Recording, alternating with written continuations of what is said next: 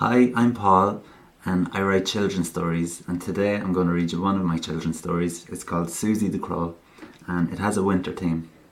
And this is my very first vlog, so here it goes. Once upon a time there was a crow named Susie.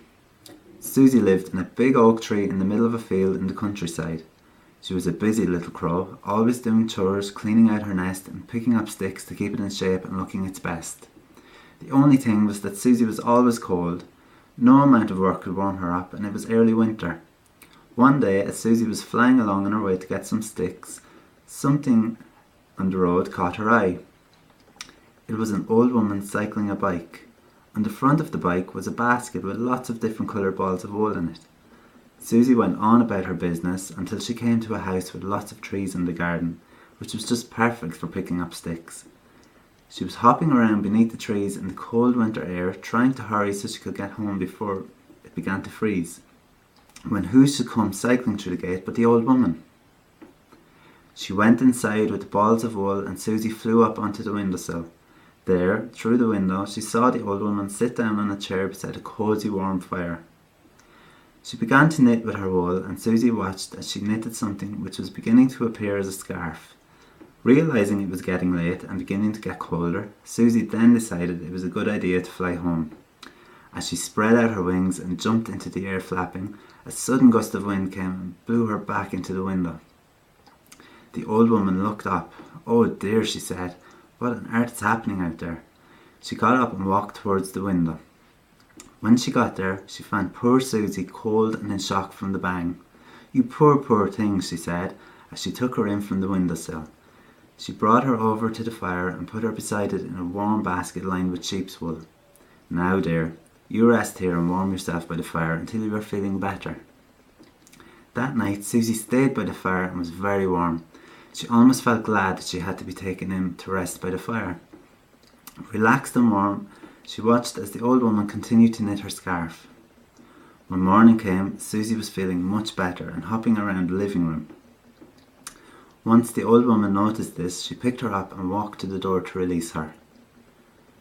The chill in the air blew at them both when she opened the door, and Susie began to shiver in the old woman's hands. Noticing this change in Susie, the old woman said, "You are cold, poor thing. I cannot send you out into that weather after having you beside a fire all night. I have an idea." She brought Susie back beside the fire, and she too sat down. Picking up a ball of blue wool and her knitting needles, she began to knit. Susie again watched while she worked the wool along the needles as the fire continued to cause a warm orange glow on the old woman's face. She smiled as she knitted. Looking up for a moment towards the window, she said, "Oh, it's beginning to snow." Susie looked towards the window, and sure enough, snowflakes were falling. She didn't like the thought of going back outside into the cold. After a couple of hours, the snow was completely covered the ground outside. The old woman put her needles and wool down and said, "Oh, lovely." She held up the snuggest, most comfortable little blue jumper. She brought it over and put it on Susie.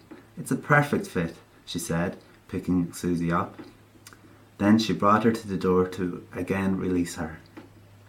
When the old woman opened the door, although the ground was covered in snow and the air was cold, Susie felt warmer than ever. As she spread out her wings and flew back into the sky, she said, "Caw, caw." Thank you, but to an old woman this was just the sound of a crow.